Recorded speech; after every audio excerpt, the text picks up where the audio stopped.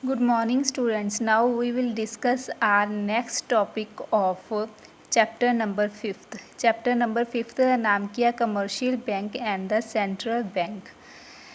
ਹੁਣ ਆਪਾਂ ਇਹ ਤੋਂ ਪਹਿਲਾਂ ਕੰਪਲੀਟ ਕੀਤਾ ਕਿ ਕ੍ਰੈਡਿਟ ਕ੍ਰੀਏਸ਼ਨ ਕਿਹਨੂੰ ਕਿਹਾ ਜਾਂਦਾ ਤੇ ਇਹਦੀ ਕੀ ਐਗਜ਼ਾਮਪਲ ਹੁੰਦੀ ਆ। ਅੱਜ ਕਰਨਾ ਆਪਾਂ basic concept of credit creation, ਮਤਲਬ ਉਧਾਰ ਸਿਰਜਣ ਦੀਆਂ ਮੁੱਢਲੀਆਂ ਧਾਰਨਾਵਾਂ। ਮੁੱਢਲੀਆਂ ਧਾਰਨਾਵਾਂ ਦਾ ਮਤਲਬ ਹੁੰਦਾ ਵੀ ਕਿਹੜੇ ਕਿਹੜੇ ਕਨਸੈਪਟ ਆ ਇਹੋ ਜਿਹੇ, ਠੀਕ ਹੈ, ਕਿਹੜੀਆਂ ਕਿਹੜੀਆਂ ਧਾਰਨਾਵਾਂ ਇਹੋ ਜਿਹੀਆਂ ਜੋ ਕ੍ਰੈਡਿਟ ਕ੍ਰੀਏਸ਼ਨ ਦੇ ਵਿੱਚ ਕੰਮ ਆਉਂਦੀਆਂ ਤੇ ਉਹਦੇ ਨਾਲ ਕੀ ਆ ਜੁੜੀਆਂ ਹੁੰਦੀਆਂ। ਦੇਖੋ, the technique of credit creation can be explained in a highly simplified manner by using some basic concept। ਜਦੋਂ ਕਹਿੰਦੇ ਆਪਾਂ ਕ੍ਰੈਡਿਟ ਕ੍ਰੀਏਸ਼ਨ ਦੀ ਟੈਕਨੀਕ ਨੂੰ ਕੀ ਕਰਦੇ ਆ, ਐਕਸਪਲੇਨ ਕਰਦੇ ਆ, ਉਹਦਾ ਵਰਣਨ ਕਰਦੇ ਆ, ਤਾਂ ਉਹਨੂੰ ਕਿਹਦੇ ਯੂਜ਼ ਦੇ ਨਾਲ ਆਪਾਂ ਸੌਖਾ ਬਣਾ ਸਕਦੇ ਆ, ਇਹਨਾਂ ਬੇਸਿਕ ਕੰਸੈਪਟ। ਬੇਸਿਕ ਕੰਸੈਪਟ ਜੋ ਕ੍ਰੈਡਿਟ ਕ੍ਰੀਏਸ਼ਨ ਦੇ ਨਾਲ ਜੁੜੇ ਹੋਏ ਆ ਉਹਨਾਂ ਵਿੱਚੋਂ ਪਹਿਲਾ ਕੀ ਆ, ਬਿਜ਼ਨਸ ਆਰਗੇਨਾਈਜੇਸ਼ਨਸ, ਜਿਹਨੂੰ ਵਪਾਰਕ ਸੰਗਠਨ ਕਿਹਾ ਜਾਂਦਾ। ਜਿਹੜਾ ਸੰਗਠਨ ਮਤਲਬ ਕਿਸੇ ਦਾ ਗਰੁੱਪ ਹੋਵੇ, ਠੀਕ ਹੈ। ਵਪਾਰਕ ਮਤਲਬ ਜੋ ਕਿ ਕੰਮ ਕਰਦਾ, ਬਿਜ਼ਨਸ ਕਰਦਾ। Bank is a business organisation aiming at maximisation of profits. ਇਹਦੇ ਵਿੱਚ ਕੀ ਲਿਆ ਗਿਆ, ਆਪਾਂ ਨੂੰ ਪਤਾ ਵੀ ਕ੍ਰੈਡਿਟ ਕ੍ਰੀਏਸ਼ਨ ਕੌਣ ਕਰਦਾ, ਬੈਂਕ ਕਰਦੇ ਆ। ਸੋ ਬੈਂਕ ਨੂੰ ਐਜ਼ ਆ ਕੀ ਲਿਆ ਗਿਆ, ਬੈਂਕ ਕੀ ਹੈ, ਇੱਕ ਬਿਜ਼ਨਸ ਆਰਗੇਨਾਈਜੇਸ਼ਨ ਆ, ਠੀਕ ਹੈ, ਜਿਨ੍ਹਾਂ ਦਾ ਉਦੇਸ਼ ਕੀ ਆ ਵੀ ਆਪਦੇ ਜਿਹੜੇ ਪ੍ਰੋਫਿਟ ਆ ਉਹਨਾਂ ਨੂੰ ਵੱਧ ਤੋਂ ਵੱਧ ਕਰਨਾ, ਮਤਲਬ ਲਾਭਾਂ ਨੂੰ ਵੱਧ ਤੋਂ ਵੱਧ ਕਰਨਾ ਇਹਨਾਂ ਦਾ ਉਦੇਸ਼ ਆ, ਠੀਕ ਹੈ। ਜੋ ਕਿ ਇਹ ਜਿਹੜੀ ਇਹਦੀ ਬੇਸਿਕ ਕਨਸੈਪਟ ਦੇ ਨਾਲ ਜੁੜੀ ਹੋਈ ਫਸਟ ਕੀ ਆ ਕਿ bank is a business organisation, ਠੀਕ ਹੈ, ਜਿਹਦਾ ਕਿ ਏਮ ਕੀ ਆ, ਜਿਹੜਾ ਕਿ ਪ੍ਰੋਫਿਟ ਕਮਾਉਣਾ ਜਾਂ ਉਹਨੂੰ ਵੱਧ ਤੋਂ ਵੱਧ ਕਰਨਾ। ਅੱਗੇ ਆ ਪ੍ਰਾਇਮਰੀ ਡਿਪੋਜ਼ਿਟਸ, ਬੁਨਿਆਦੀ ਜਮ੍ਹਾਂ। ਪ੍ਰਾਇਮਰੀ ਮਤਲਬ ਜਿਹੜੇ ਮੁੱਢਲੇ ਹੁੰਦੇ ਆ, ਠੀਕ ਹੈ, ਬੁਨਿਆਦੀ ਹੁੰਦੇ ਆ। ਡਿਪੋਜ਼ਿਟ ਜੋ ਕਿ ਪੈਸੇ ਜਮ੍ਹਾਂ ਕਰਵਾਏ ਜਾਂਦੇ ਆ। ਦੇਖੋ, when a customer deposits some money with the bank and bank opens an account then it is called as primary deposit. ਦੇਖੋ, ਆਪਾਂ ਮੰਨ ਲਓ ਆਪਾਂ ਕੀ ਆ, ਕਸਟਮਰ ਆ, ਆਪਣੇ ਕੋਲ ਕੁਝ ਜਦੋਂ ਪੈਸੇ ਆ ਜਾਂਦੇ ਆਪਾਂ ਕੀ ਕਹਿ ਦਿੰਦੇ ਆ ਵੀ ਚਲੋ ਹੁਣ ਆਪਾਂ ਸੇਵਿੰਗ ਕਰ ਲੈਂਦੇ ਹਾਂ ਅਤੇ ਬੈਂਕ ਦੇ ਵਿੱਚ ਕੀ ਆ, ਅਕਾਊਂਟ ਖੁਲਾ ਲੈਂਦੇ ਹਾਂ, ਠੀਕ ਹੈ। ਇਹਨੂੰ ਕੀ ਕਹਿੰਦੇ ਆ, ਜਿਹੜੀ ਆਪਾਂ ਡਿਪੋਜ਼ਿਟ ਕਰਵਾਉਣੇ ਆ, ਜਿਹੜੇ ਆਪਾਂ ਪੈਸੇ ਜਮ੍ਹਾਂ ਕਰਵਾਉਣੇ ਆ ਬੈਂਕ ਦੇ ਕੋਲ ਜਾ ਕੇ, ਅਤੇ ਬੈਂਕ ਆਪਣਾ ਕੀ ਆ, ਇੱਕ ਅਕਾਊਂਟ ਖੋਲ੍ਹ ਦਿੰਦਾ, ਉਹਨੂੰ ਕੀ ਕਿਹਾ ਜਾਂਦਾ, primary deposits. Primary deposits are the basis of credit creation, ਠੀਕ ਹੈ। ਕ੍ਰੈਡਿਟ ਕ੍ਰੀਏਸ਼ਨ ਕਿਹਦੇ ਨਾਲ ਹੁੰਦਾ, ਆਪਾਂ ਪਹਿਲਾਂ ਹੀ ਪੜ੍ਹਿਆ ਸੀ ਐਗਜ਼ਾਮਪਲ ਦੇ ਵਿੱਚ, ਜਦੋਂ ਆਪਾਂ ਲਿਆ ਸੀ ਵੀ 1000 ਰੁਪਏ ਦੇ ਨਾਲ ਕੀ ਆ, ਬੈਂਕ ਆਪਦੇ ਕੀ ਆ, ਕ੍ਰੈਡਿਟ ਕ੍ਰੀਏਸ਼ਨ ਦੀ ਸ਼ੁਰੂਆਤ ਕਰਦਾ। ਸੋ ਠੀਕ ਹੈ, ਇਹਦਾ ਕੀ ਹੈ, ਇਹ ਬੇਸ ਆ ਕੌਣ, ਕ੍ਰੈਡਿਟ ਕ੍ਰੀਏਸ਼ਨ ਦਾ, ਜਿਹੜੇ ਪ੍ਰਾਇਮਰੀ ਡਿਪੋਜ਼ਿਟਸ ਆ। ਦੇਖੋ, ਜਿਹੜੇ ਲੋਕ ਜਾਂਦੇ ਆ ਬੈਂਕਾਂ ਦੇ ਕੋਲ ਪੈਸਾ ਜਮ੍ਹਾਂ ਕਰਵਾਉਣ, ਠੀਕ ਹੈ, ਅਤੇ ਬੈਂਕ ਉਹਦੇ ਵਾਸਤੇ ਕੀ ਕਰਦੇ ਆ, ਜਦੋਂ ਉਹਦਾ ਅਕਾਊਂਟ ਖੋਲ੍ਹ ਦਿੰਦੇ ਆ ਅਤੇ ਉਹਨੂੰ ਕੀ ਕਿਹਾ ਜਾਂਦਾ, ਪ੍ਰਾਇਮਰੀ ਡਿਪੋਜ਼ਿਟਸ। ਦੇਖੋ, ਇਸ ਤੋਂ ਅੱਗੇ ਕੀ ਆ ਵੀ ਸੈਕੰਡਰੀ ਡਿਪੋਜ਼ਿਟਸ ਕਿਹੜੇ ਹੁੰਦੇ ਆ, ਜਿਹਨੂੰ ਗੌਣ ਜਮ੍ਹਾਂ ਰਾਸ਼ੀਆਂ ਵੀ ਕਿਹਾ ਜਾਂਦਾ। ਐਵਰੀ ਲੋਨ ਗਿਵਨ ਬਾਏ ਦਾ ਬੈਂਕ ਕ੍ਰੀਏਟਸ ਆ ਡਿਪੋਜ਼ਿਟਸ। ਕਹਿੰਦੇ ਜਿਹੜਾ ਵੀ ਲੋਨ, ਕਿਸੇ ਤਰ੍ਹਾਂ ਦਾ ਵੀ ਲੋਨ ਜਿਹੜਾ ਬੈਂਕ ਦੁਆਰਾ ਲੋਕਾਂ ਨੂੰ ਦਿੱਤਾ ਜਾਂਦਾ, ਲੋਨ ਦੀ ਗੱਲ ਕਰ ਰਹੇ ਹਾਂ ਆਪਾਂ, ਠੀਕ ਹੈ, ਤੋ ਆਪਦੇ ਆਪ ਵਿੱਚ ਕੀ ਹੈ, ਇੱਕ ਡਿਪੋਜ਼ਿਟ ਕ੍ਰੀਏਟ ਕਰਦਾ, ਠੀਕ ਹੈ। That deposit is called the secondary deposits. ਦੇਖੋ, in other words when bank gives loan it opens a deposit account in the name of the customer and that deposit is known as the secondary deposits। ਦੇਖੋ, primary deposit ਤਾਂ ਕੀ ਆ, ਲੋਕ ਜਦੋਂ ਬੈਂਕਾਂ ਦੇ ਕੋਲ ਪੈਸਾ ਜਮ੍ਹਾਂ ਕਰਵਾਉਣ ਜਾਂਦੇ ਆ ਉਹਨੂੰ ਪ੍ਰਾਇਮਰੀ ਡਿਪੋਜ਼ਿਟ ਕਿਹਾ ਜਾਂਦਾ।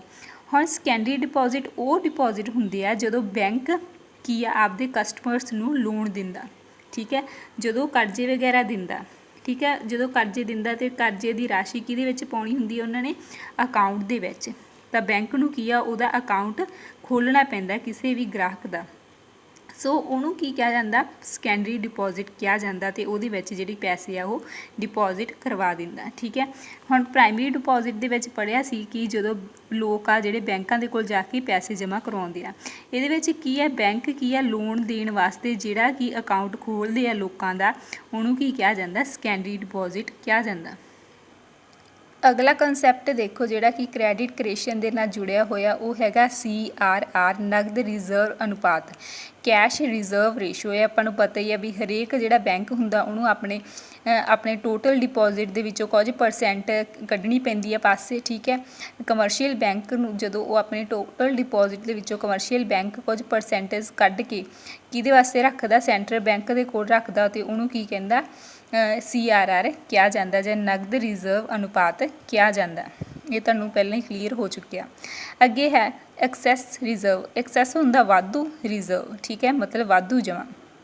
The difference between the total deposits and required cash reserves is called the excess reserve. Excess reserve किहड़े हुंदे आ जदों रिक्वायर्ड कैश रिजर्व्स जिहदे विच CRR SLR आ जांदे आ, ठीक है।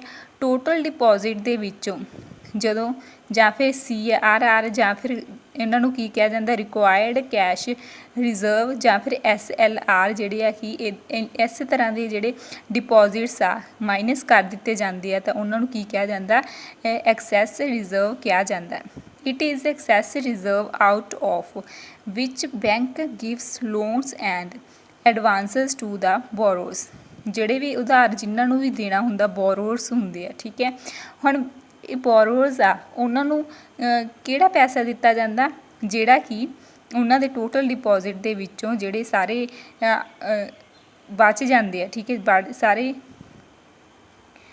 ਦੇਖੋ ਹੁਣ ਆਪਾਂ ਕਹਿ ਸਕਦੇ ਹਾਂ ਵੀ ਐਕਸੈਸ ਰਿਜ਼ਰਵ ਉਹ ਹੁੰਦੇ ਆ ਜਿਨ੍ਹਾਂ ਦੇ ਵਿੱਚੋਂ ਕੀ ਆ ਬੈਂਕ ਆ ਲੋਨਸ ਤੇ ਐਡਵਾਂਸਸ ਦਿੰਦੇ ਆ ਬੋਰੋਅਰਸ ਨੂੰ। ਜਿਹੜਾ ਕਿ ਉਧਾਰ ਲੈਣ ਜਾਂਦਾ ਤੇ ਉਹ ਐਕਸੈਸ ਰਿਜ਼ਰਵ ਦੇ ਵਿੱਚੋਂ ਹੀ ਜਿਹੜੇ ਪੈਸੇ ਦਿੰਦੇ ਆ ਉਹਨੂੰ ਕੀ ਕਿਹਾ ਜਾਂਦਾ ਐਕਸੈਸ ਰਿਜ਼ਰਵ। ਜਿਹੜੇ ਵਾਧੂ ਰਿਜ਼ਰਵ ਉਹਨਾਂ ਕੋਲ ਬਚੇ ਹੁੰਦੇ ਆ ਉਹਨਾਂ ਦੇ ਵਿੱਚੋਂ ਹੀ ਪੈਸਿਆਂ ਨੂੰ ਚੁੱਕ ਕੇ ਉਹ ਲੋਨਸ ਤੇ ਐਡਵਾਂਸਸ ਦਿੰਦੇ ਆ। ਇਸ ਤੋਂ ਅੱਗੇ ਦੇਖੋ ਕ੍ਰੈਡਿਟ ਮਲਟੀਪਲਾਇਰ ਜਿਹਨੂੰ ਉਧਾਰ ਗੁਣਕ ਕਿਹਾ ਜਾਂਦਾ। ਆਪਾਂ ਨੂੰ ਪਤਾ ਵੀ ਕ੍ਰੈਡਿਟ ਮਲਟੀਪਲਾਇਰ ਦਾ ਫਾਰਮੂਲਾ ਕੀ ਹੁੰਦਾ 1/CRR ਕੈਸ਼ ਰਿਜ਼ਰਵ ਰੇਸ਼ੋ, ਠੀਕ ਹੈ। It is nothing but the reciprocal. Reciprocal ਹੁੰਦਾ ਮਤਲਬ ਕਿ ਉਲਟਾ ਕਿਹਦਾ CRR ਦਾ।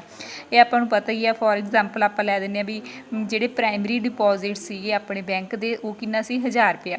ਉਹਦੇ ਵਿੱਚੋਂ CRR ਕਿੰਨਾ ਕੱਢਤਾ ਆਪਾਂ 10% ਕੱਢਤਾ, ਠੀਕ ਹੈ। ਸੋ ਇਹਦਾ ਫਾਰਮੂਲਾ ਕੀ ਸੀ ਕ੍ਰੈਡਿਟ ਮਲਟੀਪਲਾਇਰ ਦਾ ਫਾਰਮੂਲਾ ਕੀ ਸੀ 1/CRR 1/10% ਲਿਖ ਲਿਆ। ਹੁਣ ਇਹਦੀ ਪਰਸੈਂਟ ਕੱਢ ਕੇ ਤਾਂ ਆਪਾਂ ਕੀ ਕੀਤਾ ਸੀ ਕਿ 10 ਗੁਣਾ ਆ ਗਿਆ ਜਾਂ 10 ਟਾਈਮਸ ਆ ਗਿਆ, ਠੀਕ ਹੈ।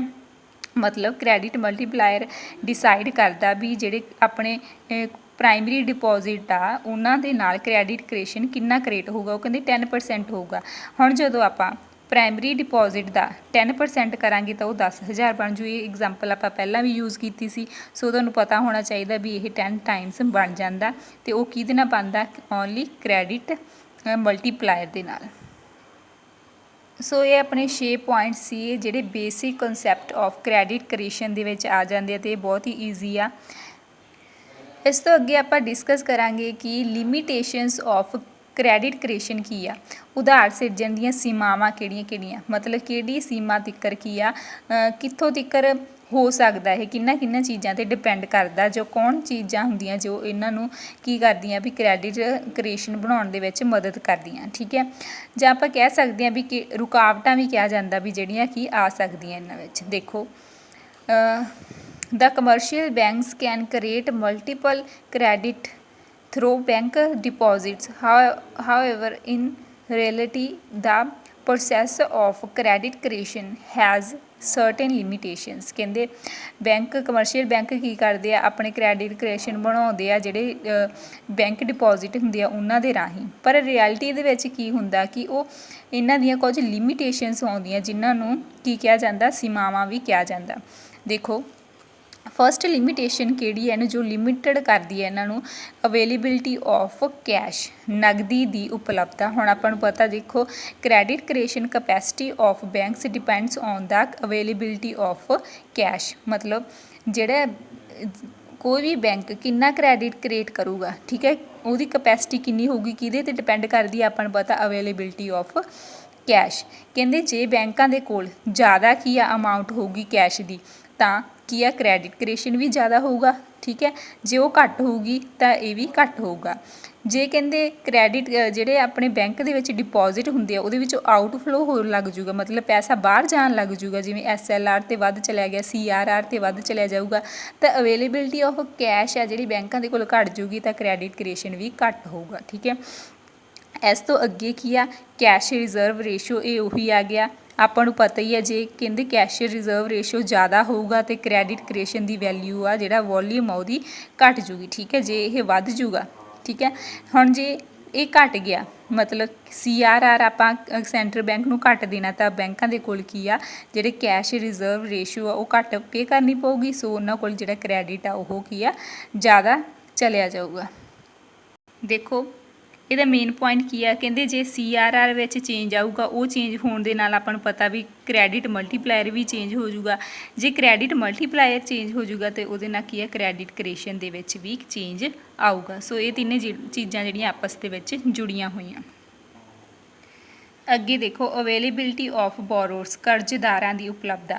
ਹੁਣ ਬੈਂਕਾਂ ਦਾ ਮੁੱਖ ਕੰਮ ਕੀ ਹੁੰਦਾ, ਉਹ ਪ੍ਰੋਫਿਟ ਕਿਵੇਂ ਕਮਾਉਂਦੇ ਆ ਕਰਜ਼ਦਾਰਾਂ ਨੂੰ ਕਰਜ਼ ਦੇ ਕੇ। ਉਸ ਤੋਂ ਅੱਗੇ ਕੀ ਆ ਉਹ ਰੇਟ ਆਫ ਇੰਟਰਸਟ ਲੈਂਦੇ ਆ, ਜਿਹਦੇ ਨਾਲ ਕੀ ਹੁੰਦਾ ਕਿ ਉਹਨਾਂ ਨੂੰ ਬਦਲੇ ਦੇ ਵਿੱਚ ਰੇਟ ਆਫ ਇੰਟਰਸਟ ਮਿਲਦਾ ਅਤੇ ਉਹਨਾਂ ਨੂੰ ਪ੍ਰੋਫਿਟ ਐਜ਼ ਅ ਪ੍ਰੋਫਿਟ ਲਿਆ ਜਾਂਦਾ, ਠੀਕ ਹੈ, ਕਿਉਂਕਿ ਉਹਨਾਂ ਕੋਲ ਬੈਂਕਾਂ ਦੇ ਕੋਲ ਪੈਸਾ ਆਉਂਦਾ।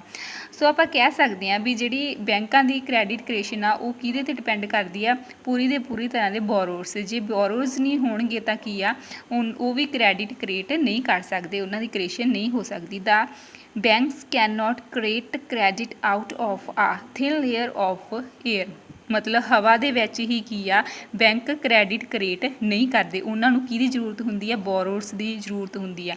ਜੇ ਜ਼ਿਆਦਾ ਬੋਰੋਰਸ ਹੋਣਗੇ ਤਾਂ ਉਹਨਾਂ ਦੀ ਜਿਹੜੀ ਕ੍ਰੈਡਿਟ ਕ੍ਰੀਏਸ਼ਨ ਦੀ ਕਪੈਸਿਟੀ ਆ ਉਹ ਵੀ ਜ਼ਿਆਦਾ ਹੋਊਗੀ। ਸੋ ਅੱਗੇ ਦੇਖੋ credit policy of other commercial bank. ਆਪਾਂ ਪਹਿਲਾਂ ਅਜ਼ੰਪਸ਼ਨ ਲਈ ਸੀ ਵੀ ਕ੍ਰੈਡਿਟ ਕ੍ਰੀਏਸ਼ਨ ਤਾਂ ਹੀ ਹੁੰਦਾ ਕਿ ਆਲ ਬੈਂਕਸ ਆਰ ਆ 1 ਯੂਨਿਟ। ਆਪਾਂ ਮੰਨਿਆ ਸੀ ਨਾ ਕਿ ਆਲ ਬੈਂਕਸ ਆਰ 1 ਯੂਨਿਟ, ਇੱਕ ਇਕਾਈ। ਪਰ ਕਹਿੰਦੇ ਸਾਰੇ ਰਿਐਲਿਟੀ ਦੇ ਵਿੱਚ ਇੱਦਾਂ ਨਹੀਂ ਹੁੰਦਾ। ਦੂਜੇ ਬੈਂਕਾਂ ਦੀ ਕੀ ਆ ਉਧਾਰ ਨੀਤੀ ਹੁੰਦੀ ਹੈ ਜਿਹੜੀ, ਠੀਕ ਹੈ, ਜੋ ਵੀ ਉਹ ਪਾਲਿਸੀ ਬਣਾਉਂਦੇ ਆ ਉਹ ਉਹਨਾਂ ਦੇ ਵਿੱਚ ਕੀ ਆ ਅੰਤਰ ਪਾਇਆ ਜਾਂਦਾ, ਠੀਕ ਹੈ। The credit creation will be limited if other commercial banks in the country decide not to adopt the same credit policy, ਠੀਕ ਹੈ। ਕ੍ਰੈਡਿਟ ਕ੍ਰੀਏਸ਼ਨ ਦੀ ਕਪੈਸਿਟੀ ਆ ਜਾਂ ਫਿਰ ਉਹ ਲਿਮਟਡ ਹੋ ਜਾਊਗਾ ਜਦੋਂ ਬਾਕੀ ਕਹਿ ਦੇਣਗੇ, ਬਾਕੀ ਅਦਰਸ ਕਮਰਸ਼ੀਅਲ ਬੈਂਕ ਕਹਿ ਦੇਣਗੇ ਵੀ ਅਸੀਂ ਇਹ ਜਿਹੜੀ ਸੇਮ ਕ੍ਰੈਡਿਟ ਪਾਲਿਸੀ ਹੈ ਜਿਹੜੇ ਸਾਰੇ ਬੈਂਕਾਂ ਦੇ ਵਿੱਚ ਚੱਲ ਰਹੀ ਹੈ ਅਡੋਪਟ ਨਹੀਂ ਕਰਦੇ। ਸੋ ਇਹਨੂੰ ਵੀ ਲਿਮਟਡ ਕਰ ਦਿੰਦੇ ਆ ਉਹ। ਅੱਗੇ ਦੇਖੋ monetary policy of central bank, ਕੇਂਦਰੀ ਬੈਂਕ ਦੀ ਮੁਦਰਾ ਨੀਤੀ, ਠੀਕ ਹੈ। ਇਹਦੇ ਉੱਤੇ ਵੀ ਜਿਹੜਾ ਕ੍ਰੈਡਿਟ ਕ੍ਰੀਏਸ਼ਨ ਆ ਉਹ ਬਹੁਤ ਕੀ ਹੈ ਡਿਪੈਂਡ ਕਰਦਾ। The central bank of the country can influence the availability and the cost of the credit by adopting dear and cheap monetary policy, ਠੀਕ ਹੈ। ਬੀਅਰ ਮਤਲਬ ਮਹਿੰਗੀ ਜਾਂ ਸਸਤੀ, ਚੀਪ ਸਸਤੀ, ਠੀਕ ਹੈ। ਮੋਨੀਟਰੀ ਪਾਲਿਸੀ ਕੀ ਆ ਕੀ ਕਰਨ ਵਿੱਚ ਮਦਦ ਕਰਦੀ ਹੈ ਸੈਂਟਰਲ ਬੈਂਕ ਦੁਆਰਾ ਜਿਹੜੀ ਇਹ ਜਿਹੜੀਆਂ ਪਾਲਿਸੀਆਂ ਅਪਣਾਈਆਂ ਜਾਂਦੀਆਂ ਉਹ ਵੀ ਕੀ ਆ ਕੈਸ਼ ਦੀ ਅਵੇਲੇਬਿਲਿਟੀ ਅਤੇ ਕੈਸ਼ ਦੀ ਕੋਸਟ ਨੂੰ ਕੀ ਆ ਇਨਫਲੂਐਂਸ ਕਰਦੀਆਂ, ਉਹਦੇ ਵਿੱਚ ਉਤਾਰ ਜਾਂ ਚੜਾਵ ਲੈ ਕੇ ਆਉਂਦੀਆਂ। ਸੋ ਕੀ ਕਹਿੰਦੇ ਆ the credit creation largely depends on the monetary policy of the central bank. So ਜਿਵੇਂ ਜਿਵੇਂ ਸੈਂਟਰਲ ਬੈਂਕ ਦੀ ਮੋਨੀਟਰੀ ਪਾਲਿਸੀ ਕੰਮ ਕਰਦੀ ਹੈ ਕਿਹਦੇ 'ਤੇ ਡਿਪੈਂਡ ਕਰਦੀ ਹੈ, ਉਹ ਕ੍ਰੈਡਿਟ ਕ੍ਰੀਏਸ਼ਨ ਵੀ ਉਸੇ ਹੀ ਮੋਨੀਟਰੀ ਪਾਲਿਸੀ 'ਤੇ ਡਿਪੈਂਡ ਕਰਦੀ ਹੈ। ਸੋ ਇਹਦੇ ਨਾਲ ਵੀ ਆਪਣੀਆਂ ਲਿਮੀਟੇਸ਼ਨਸ ਜੋ ਲਿਮਟਡ ਕਰ ਦਿੰਦੀਆਂ ਕ੍ਰੈਡਿਟ ਕ੍ਰੀਏਸ਼ਨ ਨੂੰ, ਠੀਕ ਹੈ, ਉਹ ਫਿਨਿਸ਼ ਹੋ ਜਾਣਗੀਆਂ। ਜੇ ਕੋਈ ਡਾਊਟ ਆ ਤਾਂ ਪਲੀਜ਼ ਮੇਰੇ ਤੋਂ ਪੁੱਛ ਲਓ। ਸੋ ਕੱਲ੍ਹ ਆਪਾਂ ਅਗਲਾ ਟੌਪਿਕ ਸਟਾਰਟ ਕਰਾਂਗੇ ਇਸੇ lesson the. Thank you students.